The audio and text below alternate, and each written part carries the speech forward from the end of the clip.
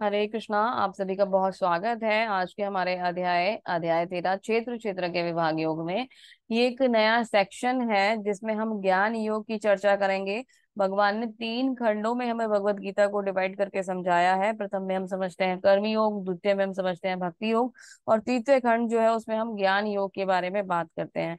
तो ऐसा कहा जाता है कि जो भक्ति है वो सर्वोपरि, और कहा जाता ही नहीं, वो सच भी है कि भक्ति ही सर्वोपरि है। जब भक्ति सर्वोपरि और भक्ति ही सब चीज का सार है, तो फिर ज्ञान की आवश्यकता क्या है, या ज्ञान हम क्यों जानना चाहिए, क्यों बताते हैं भगवान।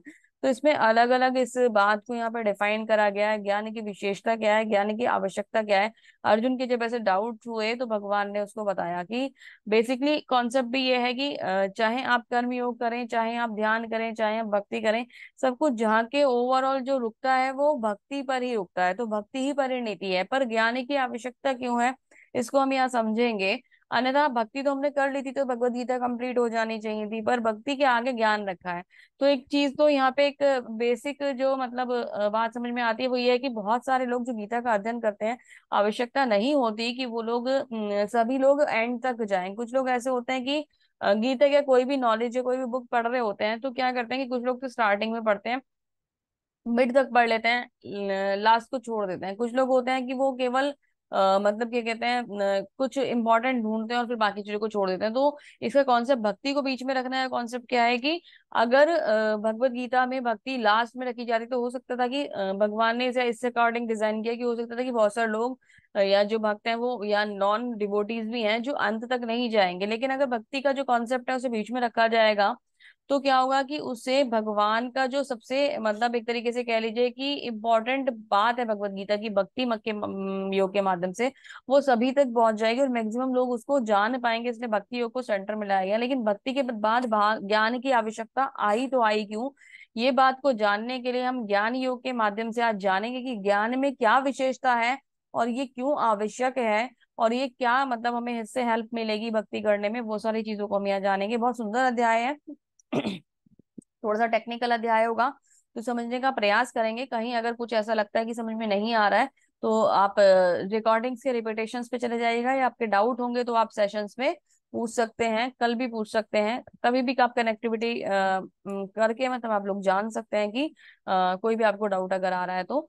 ठीक है, तो सेशन को शुरू करते हैं। थोड़ा सा टेक्निकल है, थोड़ा सा ध्यान से समझने का प्रयास कीजिएगा, डेफिनेटली आपको समझ में आएगा। चलिए तो अध्याय की तरफ बढ़ते हैं। हरे कृष्णा, श्रील प्रभुपाद की जय।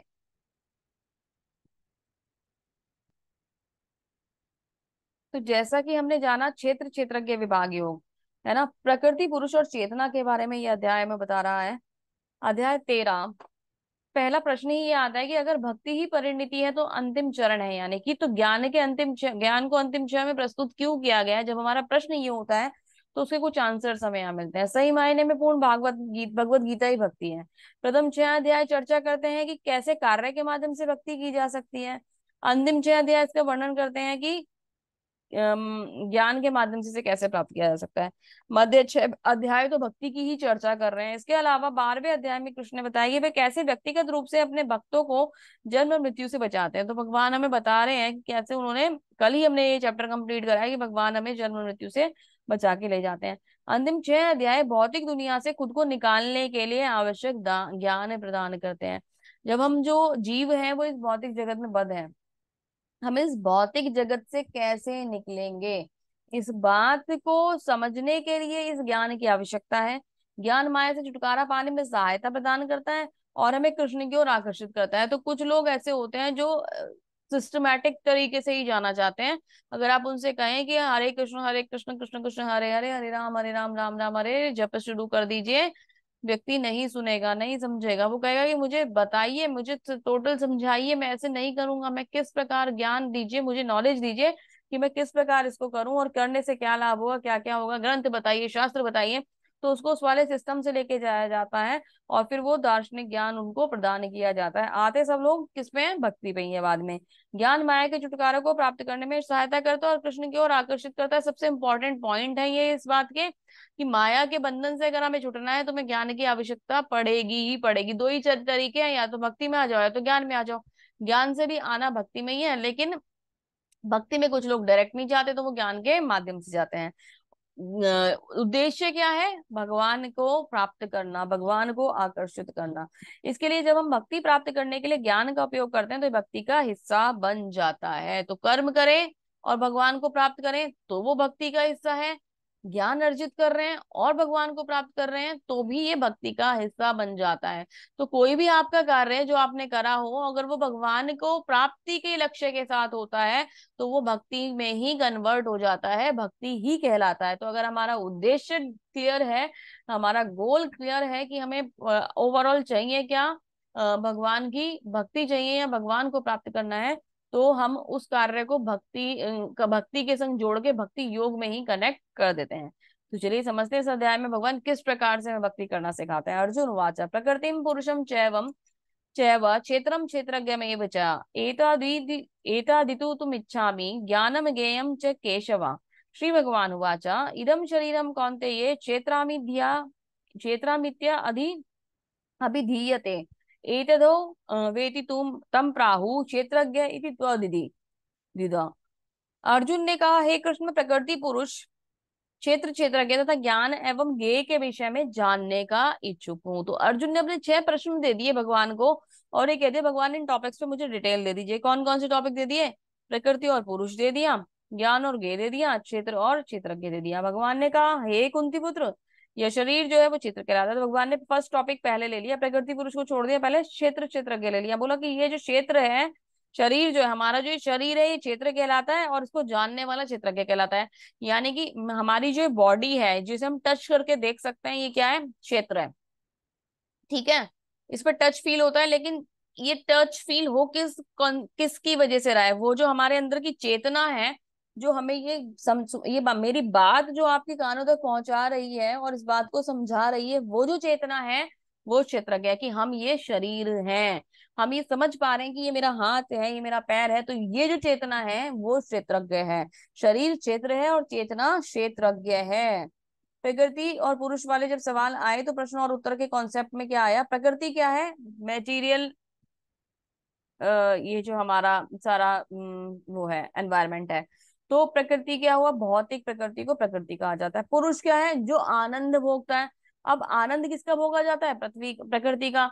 तो यहाँ जो आनंद भोगता है, हकीकत में जो भोगता है वो कौन है? वो सिर्फ और सिर्फ भगवान है। लेकिन क्योंकि हम इस मिथ्या जगत में आ गए हैं, क्योंकि हम इस भौतिक जगत में आ गए हैं, तो हम क्या करते हैं? हम यहाँ पर अपने आप को स्वामी मानकर यहाँ पर भोग करने लग जाते हैं। हम ये सोचते हैं कि हम आनंद लेंगे और ये हमारे आनंद की वस्तुएं हैं, इसलिए हम खुद को भोक्ता मान लेते हैं। लेकिन परम भोक्ता कौन है? वो तो स्वयं श्री भगवान है। क्षेत्र कौन है? क्षेत्र हो गया हमारा ये तन। अभी मैंने आपको बताया कि इसी के साथ सारी गतिविधियां करी जाती हैं। ये तन है जो सारे कार्यों में हमें इन्वॉल्व कराता है। तो ये हो गया क्षेत्र। क्षेत्रज्ञ जो इस बात को जानता है कि ये जो शरीर है ये नश्वर है, ये मैं नहीं हूं। मैं कौन हूं? मैं तो आत्मा हूं। जो इस बात को जानता है वो क्षेत्रज्ञ कहलाता है। ज्ञानम, ज्ञान क्या है? क्षेत्र और क्षेत्रज्ञ के बीच के अंतर को समझना, यानी कि शरीर आत्मा से भिन्न है। जो इस बात को समझ जाता है वो ही पॉइंट ज्ञान है ना। अगर हमारे माइंड में ये बात बैठ जाए, हमारी बुद्धि में बात बैठ जाए कि ये शरीर नश्वर है, एक दिन समाप्त हो जाएगा, और ये जो आत्मा है ये शरीर से मुक्त हो जाएगी, शरीर के पिंजरे से छूट जाएगी, या तो भगवान के धाम जाएगी अगर भक्ति कर ली, और नहीं करी तो ये यही किसी योनि में फंस जाएगी। तो ये बात को समझना ही ज्ञान है। ठीक है, ज्ञानम क्या है? क्षेत्र और क्षेत्रज्ञ बता दिए मैंने आपको के डिफरेंस को समझना। और ज्ञान का लक्ष्य क्या है? क्यों ज्ञान प्राप्त करना है? ज्ञान प्राप्त करना ही क्यों है? ताकि हम परमात्मा से अपने भूले हुए संबंध को स्थापित कर सके। तो ज्ञान का लक्ष्य क्या है? परमात्मा। ज्ञान का लक्ष्य हुए परमात्मा। तो प्रकृति क्या हुई? ये भौतिक जगत। पुरुष क्या हुआ? जो इसका आनंद पाता है। तो वो पुरुष हम नहीं है, हम तो एक तरीके से छोटे भोक्ता हैं। परम भोक्ता कौन है? वो स्वयं श्री भगवान है। तो हमने तो कंफ्यूजन में खुद को भोक्ता माना हुआ है। परम भोक्ता जो है वो भगवान है। क्षेत्र क्या हो गया? हमारा शरीर।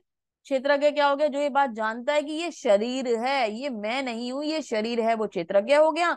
ज्ञान क्या हो गया? जो हमें भगवान की ओर लेके जाए और जो हमें बताए कि हम शरीर नहीं है, हम आत्मा है, जो ये बताए वही ज्ञान है।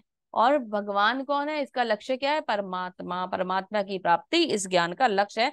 बहुत इजी पॉइंट है, 2-3 बार रिपीट कीजिएगा, ये आपको बिल्कुल दिमाग में बैठ जाएंगे। रिपीटेशन नहीं डाली तो ये कंफ्यूजन क्रिएट कर देते हैं, इसलिए इसको रिपीट जरूर कीजिएगा। ठीक है, अभी समझते हैं आगे क्या कहते हैं भगवान।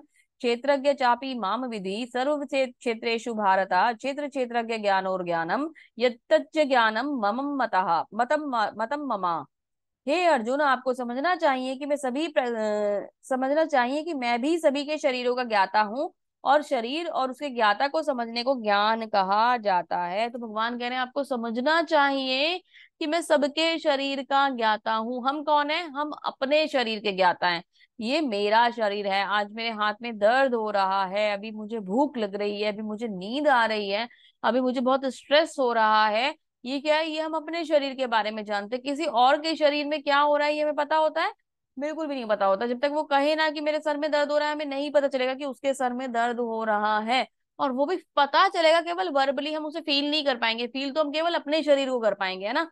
तो हम अपने शरीर के ज्ञाता हैं, और जबकि जो भगवान है वो सबके शरीर के ज्ञाता हैं। वो हर एक के हृदय में बैठे हुए सबकी गतिविधियों को देख रहे हैं, सबकी गतिविधियों का एक तरीके से कह लीजिए जो नियंत्रण है वो कर रहे हैं। तो भगवान हैं जो सबके शरीर के अंदर उपस्थित हैं परमात्मा के रूप में, चतुर्भुज रूप में भगवान हमारे हृदय में बैठे रहते हैं। हम क्या करते हैं? हम भगवान को ढूंढने के लिए भटकते रहते हैं। हे भगवान तुम कहाँ हो, हे भगवान आप कहाँ हो, क्यों नहीं आते, क्यों नहीं मिलते, मिल जाओ ना, दिख जाओ ना, मेरी परिस्थितियां नहीं देख रहे, मैं कितना परेशान हूँ। हम भगवान से हमेशा ये कहते रहते हैं। लेकिन भगवान भगवान बेचारे हमारे दिल में बैठे हैं, हमारे हृदय में बैठे हैं, क्या कहते हैं? अरे मूर्ख, मैं तेरे साथ हूँ, तू मुझे देख तो सही, तुझे पता ही नहीं मैं तेरे साथ हूँ, मैंने तुझे अकेला छोड़ा ही नहीं था। गलती तूने करी कि तुझे इस पृथ्वी पर आना था, इस धराधाम पर आना था, यहाँ पर आके तेरे को भोग करना था। गलती तूने करी, लेकिन मैंने तो कभी मना ही नहीं करा, और मैं फिर भी तेरे को सपोर्ट करने के लिए यहाँ आ गया। तूने मुझे देखने का प्रयास ही नहीं करा। तो अपने मन के अंदर झांकेंगे तो हृदय में प्रभु दिखेंगे, और प्रभु दिखेंगे तो आनंद अपने आप आ जाएगा।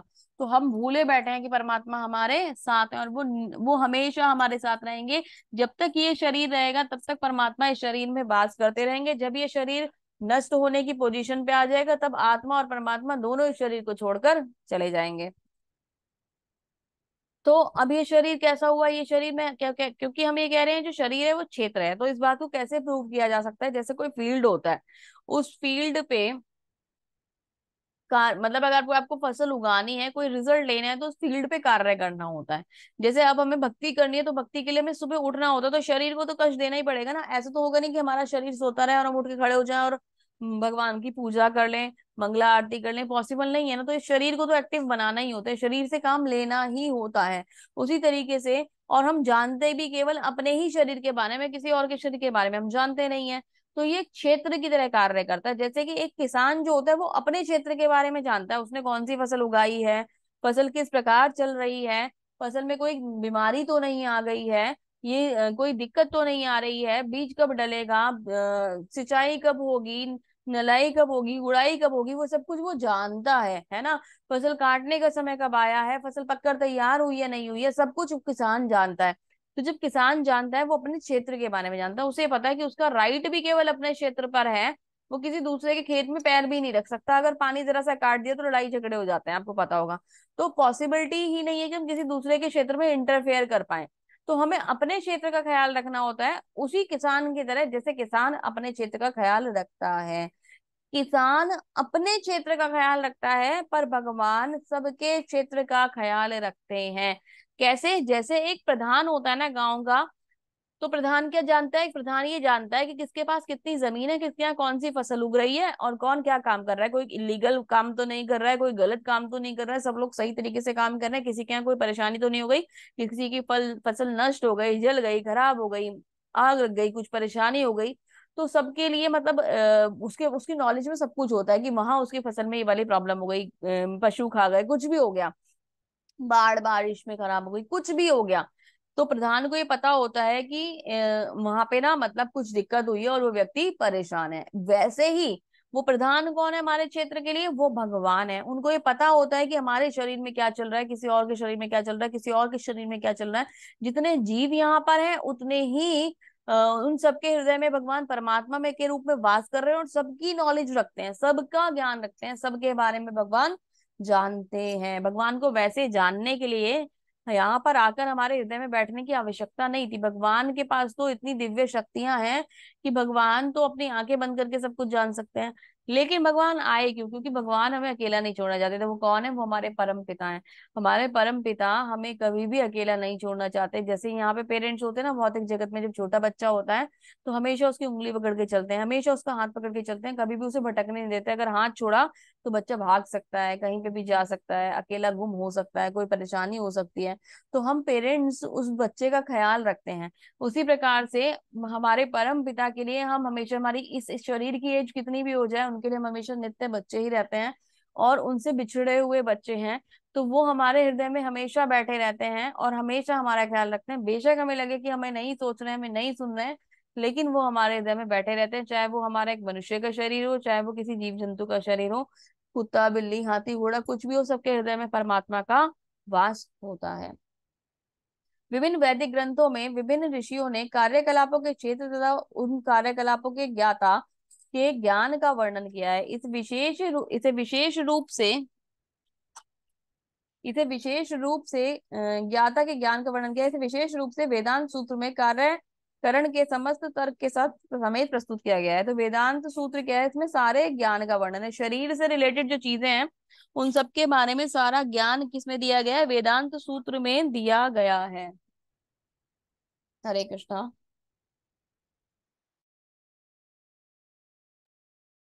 वेदांत सूत्र में सारा ज्ञान दिया गया है। तो आगे चलते हैं। भगवान की शक्ति का प्राकट्य अन्नमय रूप में होता है। एक्चुअली हमारे शरीर की ना अलग अलग स्टेजेस होती हैं। ये स्टेजेस कौन सी होती हैं? किस किस स्टेज पे हम क्या क्या फीलिंग्स होती हैं हमारी, हम क्या क्या चीजों को समझते हैं, हमारी चेतना किस प्रकार कार्य करती है, उसको एक यहाँ पे एक तरीके से एक सीधे उसमें बताया गया है। तो क्या बोल रहे हैं कि भगवान की जो शक्ति का प्राकट्य है वो अन्नमय रूप में होता है, जिसका अर्थ है अस्तित्व के लिए भोजन पर निर्भरता, ब्रह्म की भौतिक वादी अनुभूति है। तो हमारा जो शरीर है ये अन्न पर आश्रित है। अगर हम एक दिन भोजन ना करें तो हमें भूख लगती है, हमारी बॉडी डाउन फील करती है। 2 दिन 4 दिन 5 दिन अगर भोजन नहीं करेंगे तो बिल्कुल ही डाउन हो जाएंगे, हाथ पैर भी नहीं हिला पाएंगे। तो भोजन के बिना हम अपना शरीर नहीं चला सकते। हमारा जो अस्तित्व है, हमारा जो शरीर है, इसको एनर्जी भोजन से मिलती है और इस पर हमारी डिपेंडेंसी बनी हुई है। तो ये क्या है? ये हमारी अन्न में अवस्था है। जब हम भोजन पे, हम हमेशा भोजन पे ही डिपेंड करते हैं और ये जो भोजन की डिपेंडेंसी है ये हमारी अन्नमय अवस्था कहलाती है। जब हम इस अन्न की अनुभूति केवल खाने पीने को छोड़कर थोड़ा सा ऊपर ये सोचने का प्रयास करते हैं कि हम सजीव हैं, हमारे अंदर सांसें चलती हैं, ये सांसें हमें भगवान ने दी हैं। जब हम इन लक्षणों को देखते हैं और अपनी सांसों को पहचानने का प्रयास करते हैं कि हम किस प्रकार से सांस लेते हैं, कुछ लोग इसमें इन ब्रीथ कंट्रोल टेक्निक्स पे आ जाते हैं। जो योगी योगी होते हैं वो लोग सांसों को नियंत्रित करने की प्रक्रियाओं को सीखते हैं। तो और अगर हम लोग नहीं सीखते हैं तो भी हमें ये तो पता है ना कि हम सांसें लेते हैं और इन भोजन से कोई फायदा नहीं होगा। यदि हम सांस लेना, हमारी सांस रुक जाएंगी तो ये शरीर एक्टिव नहीं रहेगा। तो जब हमें ये बात समझ में आती है उसे प्राणमय स्टेज कहा जाता है ना। ये ब्रीद कंट्रोल टेक्निक होती है यहाँ पर प्राणमय स्टेज। इस प्राणमय स्टेज को समझकर हम प्राणमय स्टेज पे एक्टिव होकर उस पे कार्य कर सकते हैं। तो शरीर की भोजन पर निर्भरता अन्नमय स्टेज, उसको कंट्रोल कर कर ब्रीद कंट्रोल करना प्राणमय स्टेज होती है। ज्ञान के रूप में यह अनुभूति सजीव लक्षणों से आगे बढ़कर चिंतन का अनुभव कराती है और आकांक्षा तक पहुंचाती है। तो जब हम केवल ब्रीथ कंट्रोल टेक्निक करते हुए केवल उसको मतलब केवल सोचते नहीं है, उसके ऊपर उसका चिंतन करते हैं कि ये सब हो कैसे रहा है, उस ज्ञान को प्राप्त करने के लिए हम थोड़ा सा आगे बढ़ते हैं कि ये सांसें आखिर चल रही हैं तो चल कैसे रही हैं, भगवान इसे चला कैसे रहे हैं। जब हम इस चिंतन पर आ जाते हैं तो इसे क्या कहा जाता है? उसे ज्ञान में स्टेज कहा जाता है। फिर ब्रह्म की उच्चतर अनुभूति जिसे विज्ञान में कहते हैं, जिसे जीव के मन में जो जीवन के लक्षण है उसको जीव से भिन्न समझना, मतलब कि हम इस शरीर से भिन्न है। जब ये लक्षण हमें समझ में आने लग जाते हैं तो क्या होता है? ये विज्ञान में स्टेज हो जाती है। जब हमें ये समझ में आ जाता है कि हम इस शरीर से अलग हैं तो ये विज्ञान में स्टेज होती है। उसके पश्चात परम अवस्था आती है जिसे आनंद में अवस्था कहते हैं। आनंद में अवस्था क्या है? प्रकृति की अनुभूति पर इस प्रकार से ब्रह्म की अनुभूति की 5 अवस्थाएं ब्रह्मपुंज कहलाती हैं। तो मतलब क्या है कि अभी हमने ये समझा कि हम इस शरीर से अलग हैं, है ना। हम शरीर से अलग हैं ये हम समझ रहे हैं, लेकिन हम हैं कौन, या ये सब कुछ किसकी वजह से चल रहा है। जब हम इस खोज को करते हैं और वो कोई परम शक्ति है जिसकी वजह से ये सारी चीजें चल रही हैं, सब अपने आप में काम कर रही हैं, जब हम इस बात को मान जाते हैं, इस बात को समझ जाते हैं और भगवान के संग अपने संबंध को शाश्वत स्थापित कर लेते हैं, तब वो आनंदमय अवस्था होती है। तो यहाँ होता क्या है एक्चुअली, ज्ञानमय से, सॉरी नॉट ज्ञान में, अन्नमय से लेकर ये आनंदमय तक की जो अवस्थाएं हैं, इसमें हम कहीं ना कहीं भगवान की जो दिव्यता है, भगवान की जो शक्तियां हैं, उनको पहचानने का प्रयास करते हैं। अलग अलग स्टेज पे हम उन अलग अलग शक्तियों को पहचानते हैं कि ये जो लक्षण है हमारे जीवन में केवल हमारी वजह से नहीं है, ये भगवान की कुछ अलग ही विशेषता है। और उस विशेषता को जब हम खोजने का प्रयास करते हैं तो पहुंचते पहुंचते हम परम भगवान तक पहुंच जाते हैं, और वो आनंदमय अवस्था कहलाती है। ये सारी स्टेजेस मिलकर ब्रह्म पुंज कहलाती हैं। 5 अवस्थाओं को ब्रह्म पुंज कहा जाता है। इनमें से प्रथम 3 अन्नमय प्राणमय ज्ञान में अवस्थाएं जीवन के कार्यकलापों के क्षेत्र से संबंधित होती है। परमेश्वर इन कार्यकलापों के क्षेत्र से परे है और आनंदमय है। तो अन्न में खाना खाना, सांस लेना और ज्ञान के विषय में सोचना, ये ये जो है ना, ये भौतिकता वाली एक तरीके से समझ लीजिए अवस्थाएं हैं। जब इसके ऊपर हम आते हैं तब हम परमेश्वर का विचार करते हैं। तो अन्न में, प्राण में, ज्ञान में, विज्ञान में और आनंद में, ये प्रकार, इस प्रकार से ब्रह्मपुंज रेडी हो जाता है। अभी हमारा शरीर बना कैसे है? शरीर के बनने के पीछे ना बहुत सारे तत्व कार्य करते हैं। हमारा जो शरीर है ये 24 तत्वों से मिलकर बना है। कौन से 24 तत्व? पंच महाभूत, पृथ्वी, अग्नि, जल, आकाश, वायु, अहंकार, बुद्धि, अव्यक्त, यानी तीनों गुणों को प्रकट करने की अवस्था। ठीक है। 10 इंद्रियां, हमारी 10 इंद्रियां, 5 कर्मेंद्रियां, 5 ज्ञानेंद्रियां, तथा मन, 5 इंद्रिय विषय। अभी जैसे कि आंखें हमारी क्या है? ज्ञानेंद्रियां हैं। ठीक है। तो इसका विषय क्या हो गया? इसका विषय हो गया रूप। ठीक है। कानों का विषय क्या हो गया? श्रवण। नाक का विषय क्या हो गया? सुगंध। तो इस प्रकार से इंद्रिय और इनके विषय। फिर जीवन के लक्षण तथा धैर्य, इन सबको संक्षेप में कर्म क्षेत्र तथा उसकी अंत्य क्रियाएं विकार कहा जाता है। मतलब क्या, ये जो सारी चीजें हैं, हमारे 5 भूत, हमारी 5 ज्ञानेंद्रियां, हमारी 5 कर्मेंद्रियां, हमारे उनके क्या बोलते हैं, उन ज्ञानेंद्रियों के प्रभाव, और मन, बुद्धि और अहंकार, या अव्यक्त कह दिया जाता है। मन, बुद्धि, अहंकार या मन, बुद्धि, अव्यक्त को मिलाकर, नहीं, मन, बुद्धि, अहंकार और 24वां तत्व होता है अव्यक्त। अव्यक्त यानी कि तीनों गुणों की जो अप्रकट अवस्था होती है, ये अव्यक्त। ये समझ लीजिए कि वो मटेरियल जिससे हमारी ये शरीर बनेगा, और बन के ये एक्टिव होने से पहले की जो स्टेज स्टेज है, उस स्टेज पे मटेरियल, जब मटेरियल एक्टिवेट हो जाता है तो शरीर क्रिया करने लगता है, लेकिन उससे पहले का जो मटेरियल है, जो इनएक्टिव स्टेज पे, उसे अव्यक्त कहा जाता है या उसे महत तत्व कहा जाता है। ठीक है। तो इन सब से मिलकर हमारा शरीर बनता है। थोड़ा सा टेक्निकल है, परेशान होने की जरूरत नहीं है, रिपीटेशंस पे जाएंगे तो समझ आएगा। अभी भगवान क्या बताते हैं कि कुछ ऐसे गुण हैं जो मतलब जिनको, कुछ ऐसी चीजें हैं जिनको अगर आप जान ले तो वो सब ज्ञान की कैटेगरी में आते हैं। कौन कौन सी वो चीजें हैं जो ज्ञान की कैटेगरी में आती हैं? भगवान बताते हैं, विनम्रता, दंभहीनता, अहिंसा, सहिष्णुता, सरलता, प्रामाणिक गुरु के पास जाना, पवित्रता, स्थिरता, आत्मसंयम, इंद्रिय तृप्ति के विषय, विषयों का परित्याग, सॉरी इंद्रिय तृप्ति नहीं, मैंने गलत बोला, इंद्रिय तृप्ति के विषयों का परित्याग, अहंकार का अभाव, जन्म मृत्यु, वृद्धावस्था तथा रोग के दोषों की अनुभूति, वैराग्य, संतान, स्त्री, घर तथा अन्य वस्तुओं की ममता से मुक्ति, अच्छी या बुरी घटनाओं के प्रति संभाव, मेरे प्रति निरंतर अनन्य भक्ति, एकांत स्थान में रहने की इच्छा, जन समूह से विलगाव यानी डिटैचमेंट, आत्म साक्षात्कार की महत्ता को स्वीकार करना, परम सत्य की दार्शनिक खोज करना, इन सबको मैं ज्ञान घोषित करता हूँ। इसके अलावा जो भी कुछ है वो क्या है? वो अज्ञान है। तो विनम्र आप हैं तो आप ज्ञानी हैं, और अगर आप रूड हैं तो आप अज्ञानी हैं। दंभहीनता, दंभ ना हो, है ना, किसी प्रकार का अहंकार ना हो, अहिंसा आपके अंदर होनी चाहिए, सहिष्णुता होनी चाहिए। ये सारे क्वालिटीज जो हैं ये ज्ञानी व्यक्ति के अंदर होते हैं। जिसमें वास्तव में ज्ञान है उसके अंदर ये क्वालिटीज होंगी, या वो जो इनके बारे में सोचता है वो ज्ञानी कहलाएगा। इसके ऑपोजिट कुछ भी हो या इससे एक्स्ट्रा कुछ भी हो वो सब अज्ञान के अंदर आएगा। तो अभी नम्रता होती क्या है? नम्रता यानी हम्बल या विनम्र होना। इसे हम समझते हैं कि किसी से अच्छी तरीके से बात करना, लेकिन इसका मीनिंग कुछ और है। क्या? सम्मानित होने की संतुष्टि के लिए उत्सुक ना होना।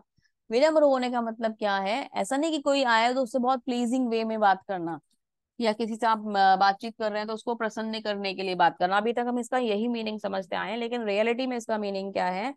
सम्मानित होने की संतुष्टि के लिए उत्सुक ना होना, मतलब वो मुझे आके सम्मान दे ये अपेक्षा ना करना। शिष्टता क्या है? समझना कि तुम शरीर नहीं हो। इस प्रकार सम्मान और अनादर एक ही समान है। तो जब हम ये शरीर ही नहीं है और हम इस शरीर में, हम तो इस शरीर से भिन्न हैं, जब इस बात को मान जाते हैं तो अब इस शरीर का मान हो या अपमान हो उस बात का फर्क ही नहीं पड़ता। तो शिष्टता ये कहलाती है कि मान और अपमान का फर्क ना होना। अहिंसा क्या कहलाती है? अहिंसा होता है, जनरली हम जानते हैं अहिंसा होता है किसी को ना मारना, उसके साथ फिजिकल कोई मतलब क्या कहते हैं किसी भी तरीके का एक्ट ना करना, उसको परेशान ना करना, उसे फिजिकल टॉर्चर ना करना, राइट वर्ड ये है। तो इसे हम अहिंसा कहते हैं। लेकिन अहिंसा क्या होता है? जब तक कोई लोगों को आध्यात्मिक ज्ञान तक नहीं पहुंचाता तब तक वह हिंसा का अभ्यास कर रहा है। तो अहिंसा ये नहीं कि आप उसे फिजिकल टॉर्चर नहीं कर रहे हैं। अगर आप किसी व्यक्ति को भगवान के साथ कनेक्ट करा सकते हैं, भगवान की भक्ति में लगा सकते हैं, भगवान के ज्ञान से जोड़ सकते हैं, तो ही वो अहिंसा है। अन्यथा अगर आपने उन्हें भगवान की भक्ति में नहीं जोड़ा तो आप हिंसा के ही पात्र हैं, क्योंकि आप तो उनके संग हिंसा नहीं कर रहे हैं, लेकिन वो किसी ना किसी के संग हिंसा अवश्य करेगा। तो भगवान की भक्ति में जोड़ देंगे तो उसका जीवन सफल बन जाएगा। ठीक है। ऐसे ही सादगी है। सादगी क्या है? इतना सीधा होना कि दुश्मन को भी बता दो उसके मन में, आपके मन में क्या चल रहा है। तो दुश्मन को बता देना मतलब दुश्मन ही नहीं होगा ना फिर, तभी सब कुछ बता दे रहे हो। तो जो इतना सीधा व्यक्ति होगा उसका दुश्मन ही नहीं हो सकता कोई। ठीक है। एक आध्यात्मिक गुरु को स्वीकार करना बहुत जरूरी है। स्वच्छता क्या है? हमारी स्वच्छता अंदर से भी होती है और बाहर से भी होती है। सब लोग कहते हैं माता जी जब क्यों करना? जब यूं करना क्योंकि हमारा जो हृदय है उसके अंदर पता नहीं कितने वर्षों के मैल जमा है, उन्हें निकालने के लिए हमें हरि नाम जप करना पड़ता है। आत्म संयम होना यानी कि आध्यात्मिक उन्नति को स्वीकार करना और उसके लिए कार्य करना। इंद्रिय वस्तुओं का परित्याग करना यानी कि आवश्यक मांगों को पूरा करने के लिए कार्य करना है, केवल भक्ति के लिए कार्य करना है। फिट मतलब हमें अगर शरीर को फिट रखना है तो केवल इतना फिट रखना है कि हम भक्ति में सेवाएं कर सके। ऐसा नहीं कि हम जिम जा रहे हैं और बॉडी बिल्डिंग कर रहे हैं, बहुत ज्यादा लगे हुए हैं कि हाँ भाई ये डोले बनने चाहिए, बॉडी इतनी स्ट्रांग होनी चाहिए, शो ऑफ करना उस चीज का। या कोई किसी को वेट मेंटेन करना है, स्लिम ट्रिम होना है, तो मतलब इतना कि भाई मैं कितना स्मार्ट दिखूं, इतना इतनी सुंदर दिखूं या इतना सुंदर दिखूं, वो वाला कॉन्सेप्ट नहीं होना चाहिए। इतना होना चाहिए कि मुझे फिट होना है क्योंकि मैं भगवान की भक्ति कर सकूं, उद्देश्य ही होना चाहिए। इंद्रिय वस्तु का त्याग होना चाहिए। ठीक है। झूठे अहंकार की अनुपस्थिति होनी चाहिए। ये ना मानना कि मैं शरीर हूँ, मानना कि मैं भगवान का सेवक हूँ। अनासक्ति होनी चाहिए कि भगवान को ही सब कुछ अर्पित करें, भगवान की अर्पित चीजों को प्रसाद के रूप में ही केवल स्वीकार करें। पत्नी बच्चे परिवार आदि इसके साथ कोई उलझाव नहीं। तो जब हम भौतिक जगत में रहते हैं तो हमारा उलझाव केवल परिवार में होता है। परिवार है, परिवार के साथ रहिए, परिवार को सपोर्ट कीजिए, परिवार के साथ कार्य भी कीजिए, हर आवश्यकता परिवार की पूरा कीजिए। लेकिन भक्ति को ताक पर रख के नहीं करना परिवार की आवश्यकताओं को पूरा। भक्ति सर्वोपरि है। आप ये कहते हैं कि मेरी फैमिली अलाउड नहीं करती, मेरी फैमिली की रिस्पॉन्सिबिलिटीज हैं, हमें अलाउड नहीं है, हम डिसीजंस नहीं ले सकते, हम कोई कार्य नहीं कर सकते, ये आप अपने आप को मूर्ख बना रहे हैं। ये जीवन एक क्षण में खत्म हो जाएगा, अभी के अभी भी खत्म हो सकता है, अंत समय अभी आ सकता है। तो आपकी भक्ति का क्या होगा आप ये सोच लीजिए। अगर केवल परिवार को ही ध्यान में रखकर कार्य कर रहे हैं तो आप गृहस्थ नहीं है, आप गृह मेदी हैं। गृह मेदी केवल उस परिवार की सेवा कर रहे हैं, आप भगवान की सेवा नहीं कर रहे। अगर आप दो चार माला जप भी करते हो और आप ये सोचते हो कि आप भगवान की सेवा कर रहे हो, तो आप अपने आप को मूर्ख समझ मान लीजिएगा, क्योंकि आप गलत फहमी में चल रहे हो कि हाँ मैं भगवान की सेवा कर तो रहा हूँ, लेकिन 24 घंटे चिंतन किसका? उसी परिवार का। परिवार के कार्य सारे पूरे कीजिए लेकिन चिंतन हरि का कीजिए। ठीक है। आगे क्या हो गया? निष्काम भक्ति और एकांत जगह में रहने की ख्वाहिश। तो ये सब क्या होता है? ये सब ज्ञान की बातें हैं। अब मैं तुम्हें गे के विषय में बताऊंगा, जिसे सुनकर तुम नित्य ब्रह्म का आस्वादन कर सकोगे। या ब्रह्म या आत्मा का जो आनंद है, मेरे अधीन है, इस भौतिक जगत के कार्य करण से परे स्थित है। सर्वेन्द्रिया गुण अभ्यासम सर्वेन्द्रिय विर्जितम आसक्तम सर्वभ्रच्चैव भ्रच एव निर्गुण गुण भोक्तृ। परमात्मा समस्त इंद्रियों के मूल स्रोत रहे हैं, फिर भी वे इंद्रियों से रहित हैं। वे समस्त जीवों के पालन करता होकर भी अनासक्त हैं। फिर प्रकृति के गुणों से परे हैं। वे भौतिक प्रकृति के समस्त गुणों के स्वामी हैं। तो भगवान जो है उनके, उन्होंने हमारे अंदर इंद्रिय बना दी, लेकिन भगवान किसी भी इंद्री में बंधे हुए नहीं है। भगवान की जो इंद्रियां हैं, भगवान उसमें, मतलब भगवान की जो इंद्रियां, शरीर और इंद्रियां अलग अलग नहीं। जैसे हमारी जो इंद्रियां हमें खींचती हैं, भगवान उन इंद्रियों के पार्ट नहीं है, भगवान उनसे भिन्न है। ठीक है। भगवान हम सबको गुणों में बांधने के लिए माया देवी को अरेंज करते हैं, माया देवी गुणों में बांधती हैं। भगवान यहाँ, भगवान उन गुणों से ऊपर है, भगवान के ऊपर उन गुणों का कोई भी असर नहीं है।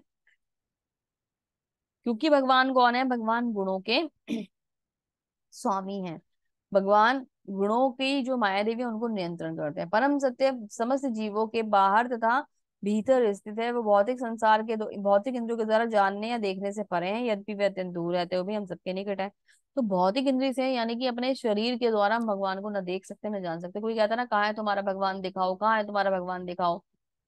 ठीक है। प्रहलाद महाराज से हिरण्यकशिपु ने पूछा, भगवान प्रकट हो गए, वो एक अलग बात है कि यहाँ है तुम्हारा भगवान, वहां है तुम्हारा भगवान। लेकिन बहुत सारे लोग कहते हैं, कहाँ है भगवान, बुला लो अपने भगवान को, आता हो तुम्हारा भगवान तो बुला लो। ये मूर्खता वाली बातें हैं। भगवान अगर आ भी गए ना, तो हम भगवान को देख नहीं पाएंगे, क्योंकि हमारे पास वो नेत्र ही नहीं है। कल हम नेत्रों की बात कर रहे थे ना, चर्म चक्षु, दिव्य चक्षु और प्रेम चक्षु। तो हमारे पास क्या है? सिर्फ चर्म चक्षु है, ये आंखें हैं शरीर के ऊपर लगी हुई, और कुछ नहीं है। दिव्य चक्षु भी नहीं है हमारे पास, जो हम कुछ थोड़ी दूर तक की दृष्टि से देख पाए। वो दिव्य चक्षु भी नहीं है। प्रेम चक्षु तो बहुत दूर की बात है, प्रेम चक्षु तो केवल भक्तों के पास ही होते हैं। तो हम तो केवल चर्म चक्षु लेकर बैठे हैं। अगर भगवान प्रकट भी हो गए तो ना हम सुन पाएंगे ना हम देख पाएंगे। तो मूर्खता प्रश्न वाले जो प्रश्न लोग करते हैं, उनसे कह दीजिए कि आप अपने आप को कैपेबल बना लीजिए, भगवान आपको दिख जाएंगे। ठीक है। हमारे से दूर रहते हैं भगवान, यानी गोलोक वृंदावन में धाम में रहते हैं, और हमारे निकट रहते हैं, यानी हमारे हृदय में रहते हैं। परम सत्य सत्य है, समस्त जीवों के चराचर के बाहर तथा भीतर स्थित है। सूक्ष्म होने के कारण भौतिक इंद्रियों से के द्वारा जानने से या देखने से परे हैं, यद्यपि वह अत्यंत दूर रहते हुए भी हम सबके निकट रहते हैं, क्योंकि इतने सूक्ष्म है कि हमारे हृदय में भी वास करते हैं। तब से वास करते हैं जब से भ्रूण माता के गर्भ में आता है। वे समस्त प्रकाशमान वस्तुओं को प्रकाश स्रोत रहे हैं। वे भौतिक अंधकार से परे हैं, वे अगोचर हैं, वे ज्ञान है, वे ज्ञेय एवं ज्ञान के लक्ष्य हैं, सबके हृदय में स्थित है। तो जो जितना भी प्रकाश हमारे हृदय में आता है ना ज्ञान का, वो सब परमात्मा है। हमारे जीवन में कुछ भी प्रकाश है, कुछ भी संपन्नता है, कुछ भी खुशहाली है, वो सब भगवान की वजह से है। इस प्रकार मैंने कर्म क्षेत्र यानी शरीर, ज्ञान तथा ज्ञेय का संक्षिप्त वर्णन किया। इसके अलावा इसमें केवल मेरे भक्त ही पूरी तरह समझ सकते हैं, और इस तरह से मेरे स्वभाव को प्राप्त हो सकते हैं। तो भगवान कहते हैं कि मैंने सब कुछ बता दिया, लेकिन ये समझेगा कौन? जो मेरा भक्त होगा।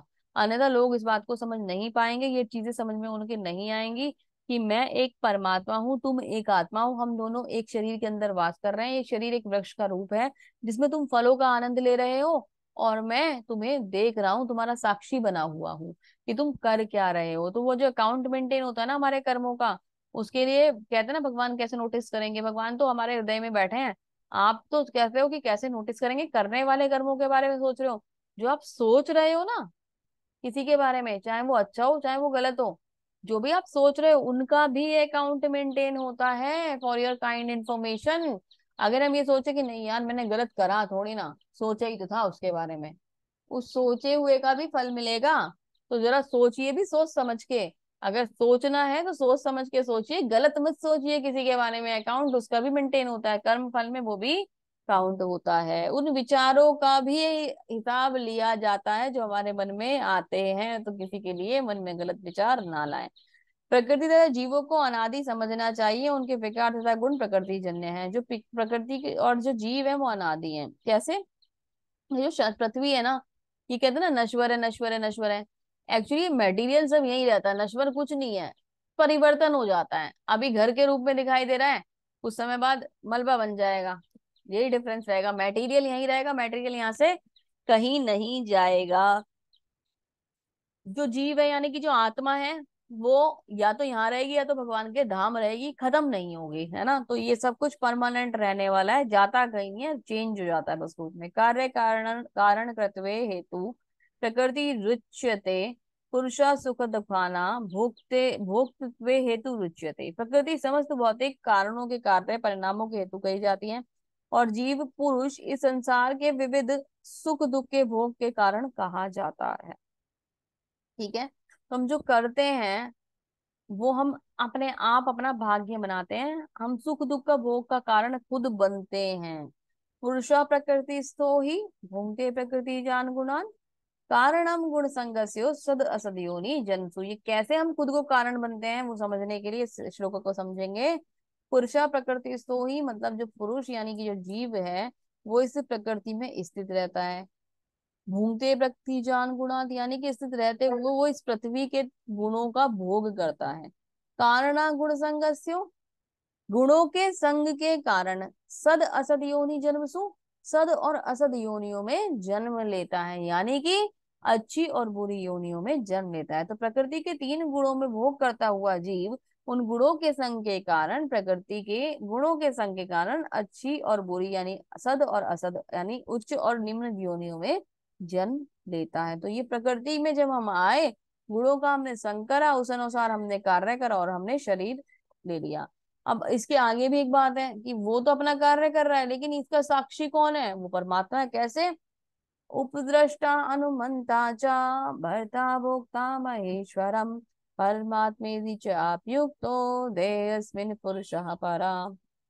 तो इस शरीर में एक दिव्य भोक्ता है जो जो ईश्वर है, परम स्वामी है, साक्षी है, अनुमति देने वाला है, के रूप में विद्वान है, जो परमात्मा कहलाता है। तो भगवान क्या कहते हैं? सीधे सीधे भगवान बताने, देखो दो बातों को बहुत अच्छे से समझ लीजिए।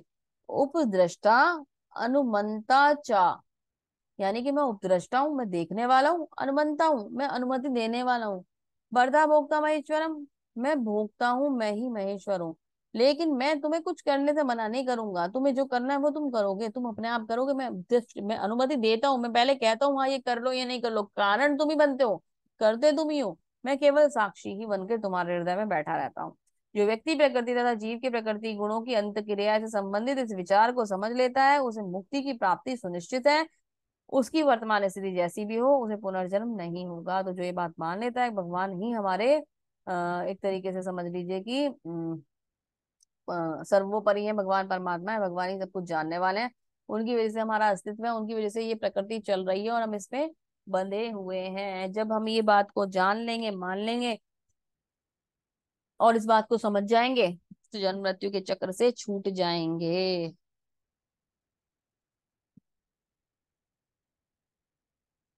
कुछ लोग परमात्मा को ध्यान के द्वारा अपने भीतर देखते हैं, तो कुछ दूसरे लोग ज्ञान के अनुशीलन द्वारा, कुछ ऐसे हैं जो निष्काम कर्मयोग द्वारा देखते हैं। कुछ लोग ऐसे भी हैं यद्यपि आध्यात्मिक ज्ञान से अवगत नहीं होते, परंतु अन्य से परम पुरुषों के विषय में सुनकर उनकी पूजा करने लगते हैं। ये लोग प्रामाणिक पुरुषों के श्रवण करने से करने की मनोवृत्ति के कारण होने के कारण जन्म तथा मृत्यु को पार कर जाते हैं। तो कैसे? जैसे श्रवणम की जो विधि है उसका विशेषता क्या है? श्रवणम क्यों आवश्यक है भाई? कुछ लोग इतने ज्ञानी नहीं होते वो ज्ञान अर्जित कर पाए, तो क्या कहते हैं? सुन लेते हैं, सुन सुनकर ज्ञान अर्जित कर लेते हैं और भक्ति में लग जाते हैं।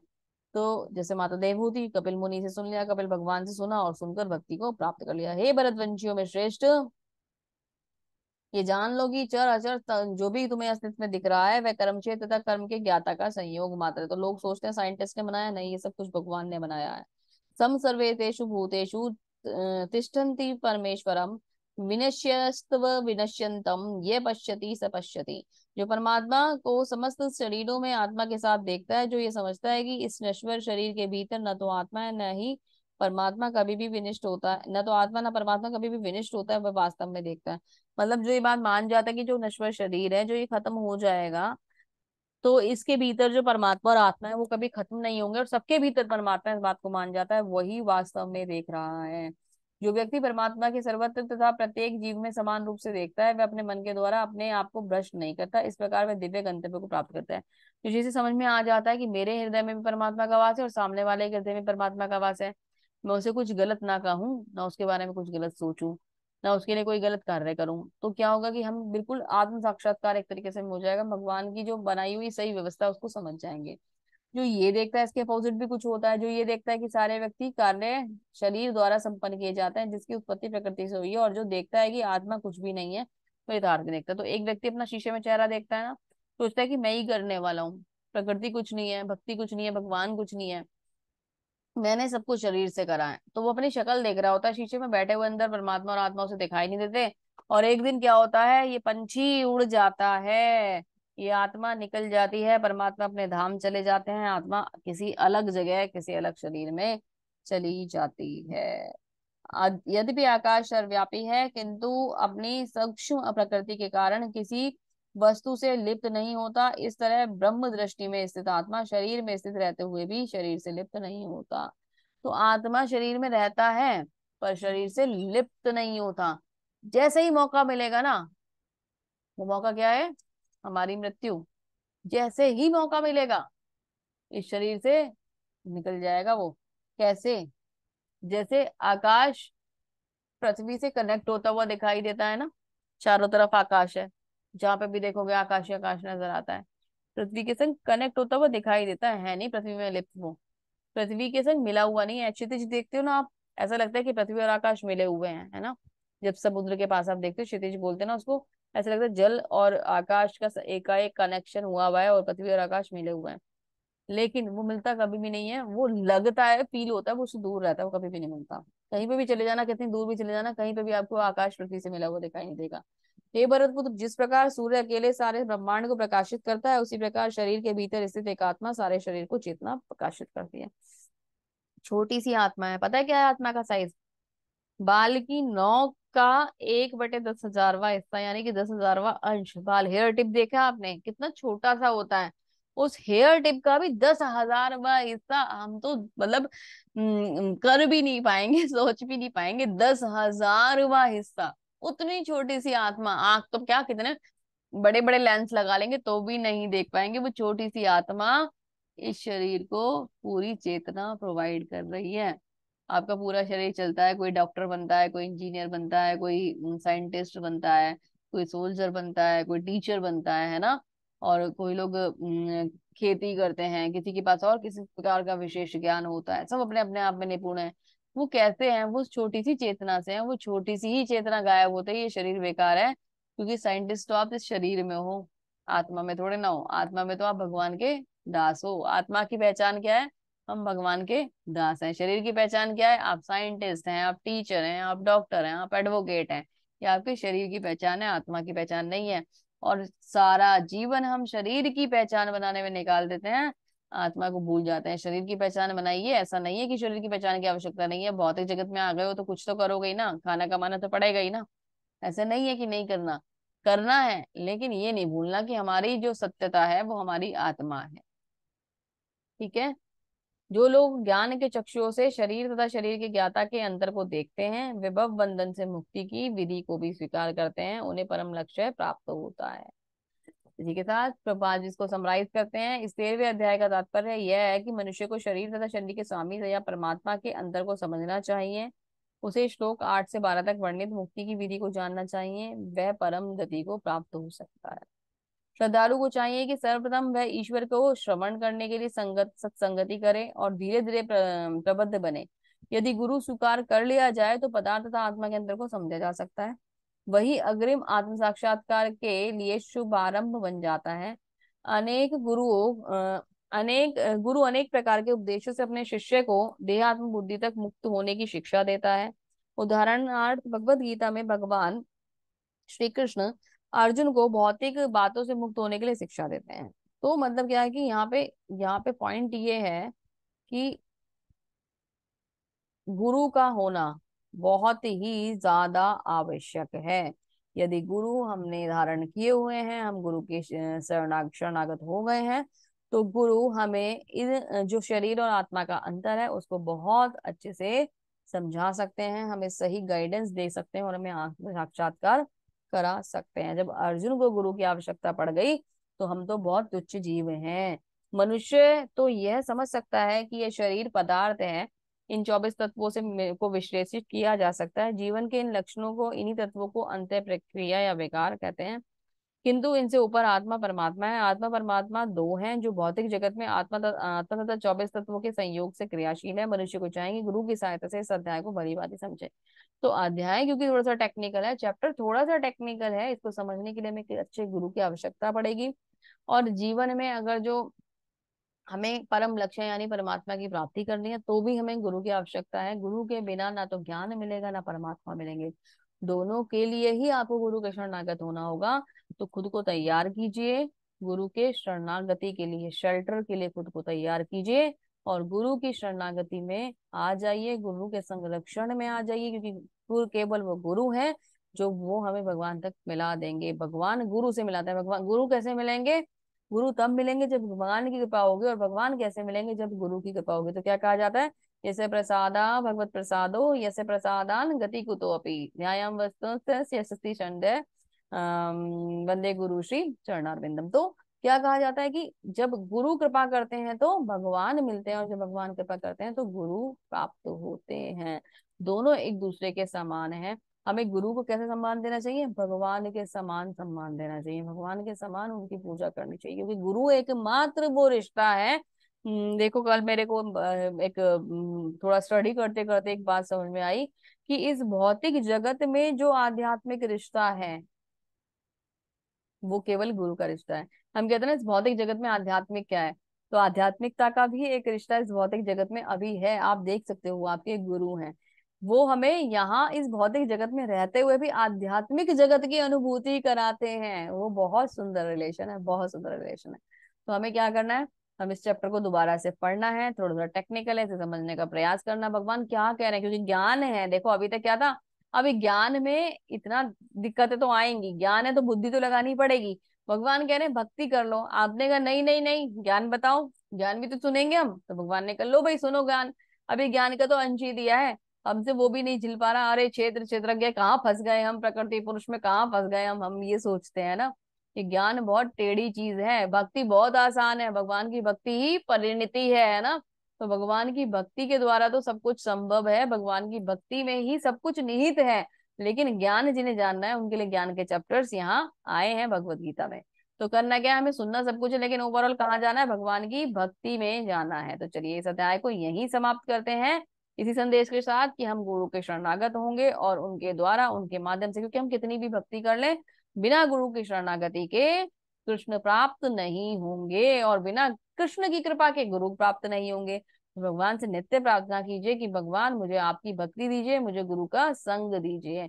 इसी प्रार्थना के संग इस अध्याय को यहीं समाप्त करते हैं। कल मिलेंगे एक नए अध्याय में।